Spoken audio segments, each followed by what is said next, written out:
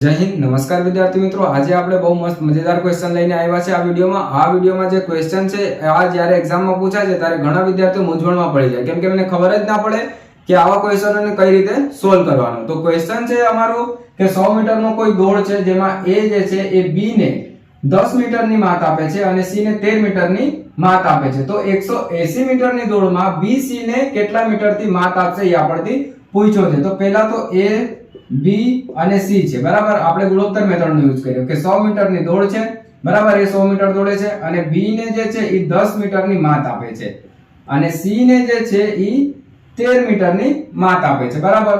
તો એ તો 100 મીટર દોડશે, B ને માત આપ્યો એટલે કે 90 મીટર થઈ ગયો, આ C ને માત આપ્યો એટલે કે C 87 મીટર દોડશે, બરાબર, 100 મીટરની રેસમાં. હવે આપણથી B અને C નો 180 મીટરમાં પૂછ્યો છે. B અને C નો આપણથી કેટલા મીટરમાં પૂછ્યો છે? 180 મીટરમાં.